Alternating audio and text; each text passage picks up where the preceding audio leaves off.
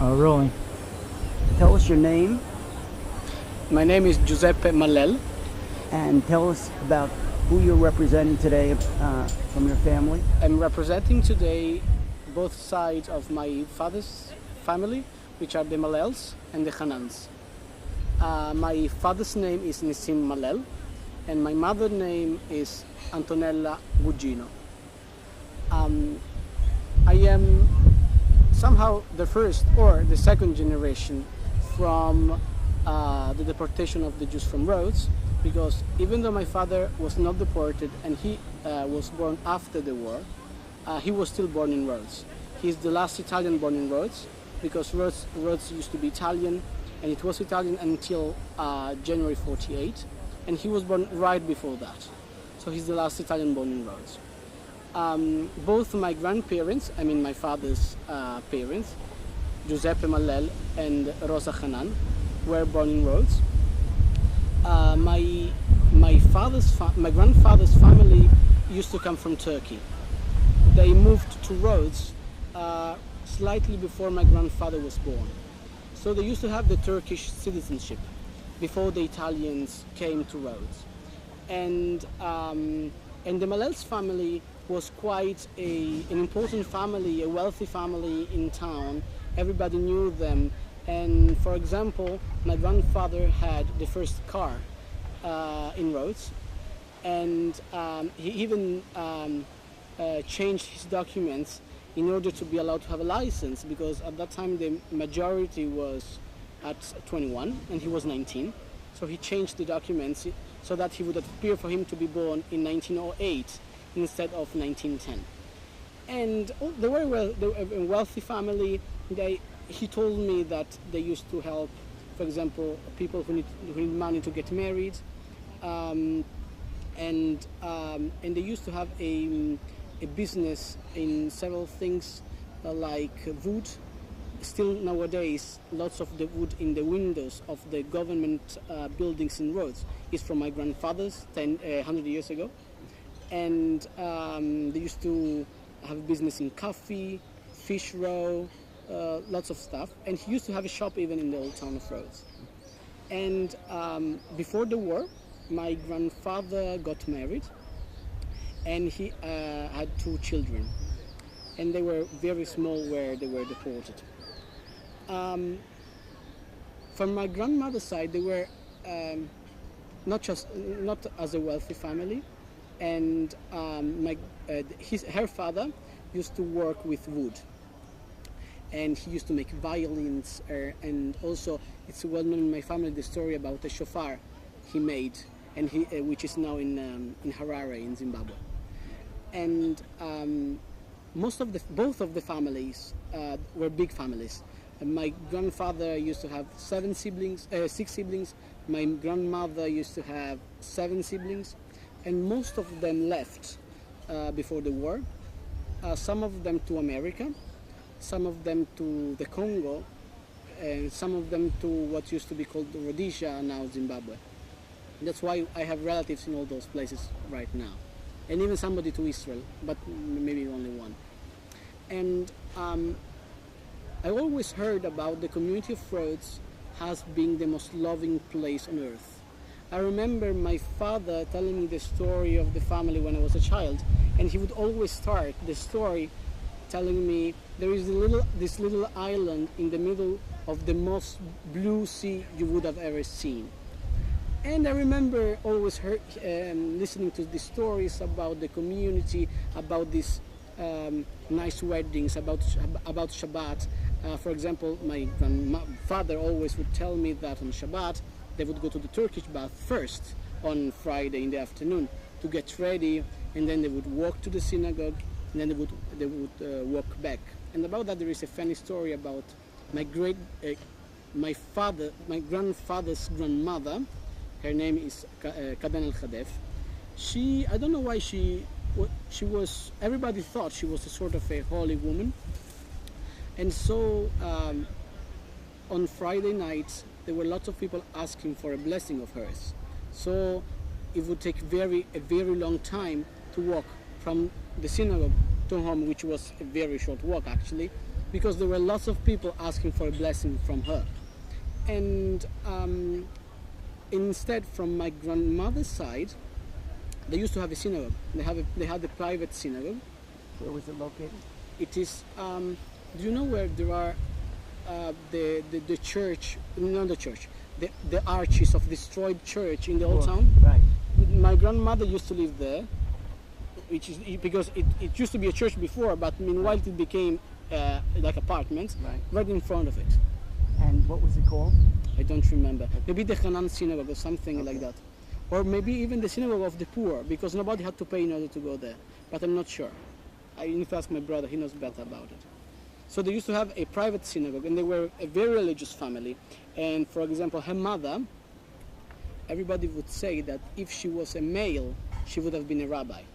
She could read the Hebrew, she would gather on Shabbat, she would gather a group of women to read the Torah and to read Rashi and to explain the Torah to them. And so they were very religious. I mean, the community of Rhodes was generally speaking very religious, but in particular these two families were quite religious.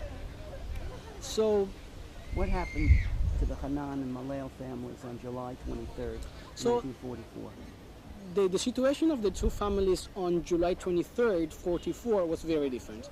Because talking about my grandmother, they were left in Rhodes only my grandmother, one of his brothers, and her mother.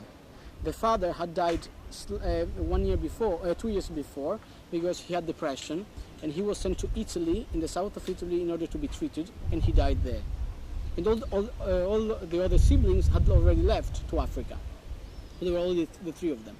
Talking about my grandfather's side, there were almost all the family, I mean, except there were 4 siblings abroad, but there were 3 sisters, my grandfather with his wife and 2 children, and then the 2 parents. So it was a very different situation.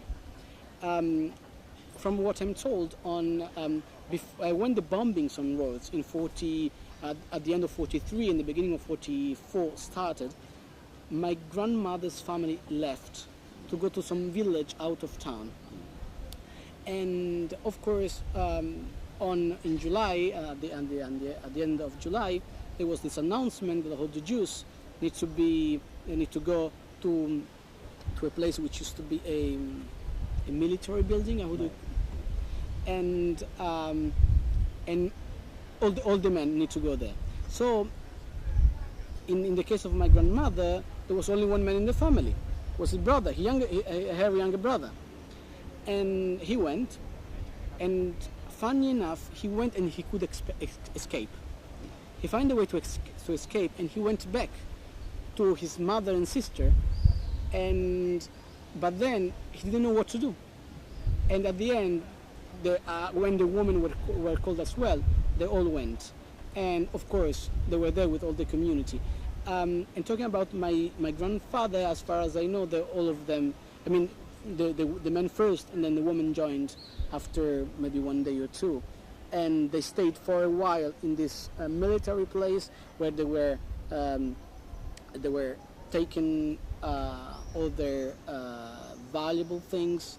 And I always remember that my grandfather told me that he had golden pounds hidden in his shoulders, in the what's the name in English? The coat, in the coat shoulders, or in the socks, but there were Germans there, and they were asking for everything, jewelry, diamonds. There were people eating the diamonds in order not to give them to the Germans, and all that stuff. And the Jews from Rhodes, and of course the 2 families as well, were then put on 3 ships, as far as I know, and then they were brought to Athens, to Haidari, to be precise, and after that, by train, they arrived in Birkenau, where most of the community was killed that very day. We are talking about August 16th. Did anybody survive from those families? My grandmother survived, and my grandfather survived, and of course my grandfather had lost all his family. We don't know exactly what happened to my grandmother's brother, because he had been seen shortly before the liberation, I think in Mauthausen, but then nobody knows what happened to him. So there were a few survivors from Rhodes, and they met in Milan. In Milan, they created a little group of people from Rhodes, and my grandfather, my grandmother were part of this group. My grandfather was in a bad, very bad physical condition. He even tried to commit suicide 3 times, without succeeding, of course. And but at the end, my grandmother looked after him, and eventually they decided to get married in Rhodes. My grandfather needed to go back to Rhodes because he had to look after his business. He was a businessman and he didn't know what happened to all his things. So they came back to Rhodes together, even though my grandmother wanted to go to Africa because she had her siblings in Africa, and who were calling her to go to meet them. And she went to Rhodes with my grandfather, and eventually they got married in Rhodes in March 47. And as far as I know, it's one of the few, maybe the only one, marriage of a Jewish couple of survivors who got married in Rhodes. And my father was born 9 months later, as I already said, in Rhodes. He was born in Rhodes. In Rhodes. And you live now where? Now we live in Rome. I live in Rome with my grandmother and with all my family, because after they couldn't stay in Rhodes anymore. It was too painful and there was nobody left. I mean, only 150 people survived. It was very painful. So they decided, the only place they knew it was Italy because they were Italian citizens. So they went to Italy. But then they had relatives in Africa. So after a few years, at the beginning of the 50s, they took all their stuff and they moved, let's say, to Africa. They went to the Congo first, and then to Rhodesia. But in both places, they didn't find that they could live there for different reasons. In the Congo, my grandmother didn't like the climate. In Rhodesia, my grandfather didn't like the language because he didn't speak English. And so both of the places were not fine for them. So at the end, they came back to Italy. And my uncle, actually, my father's brother, was born in the Congo during this trip. So at the end, and they settled down in Rome, where I was born much later. So tell me, have you told this story to anyone that you're telling us?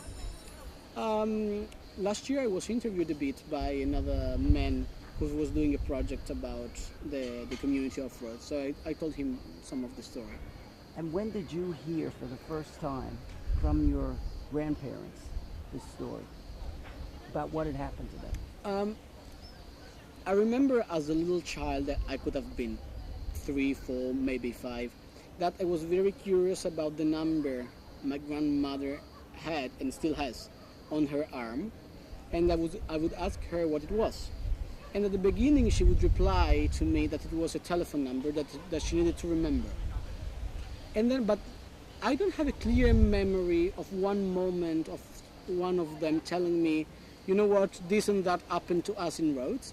But to me it's like something I've always known. But I clearly have this memory of my grandmother not telling me at the beginning and then starting telling me every time with a little more detail. About my grandfather, he always spoke much less than my grandmother.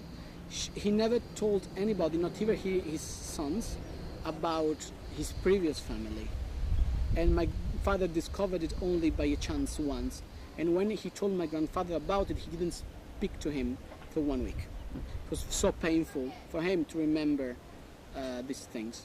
And so to me, it's something that's been with me all my life. I've always known that there was something special, particular about their story, and something very painful as well.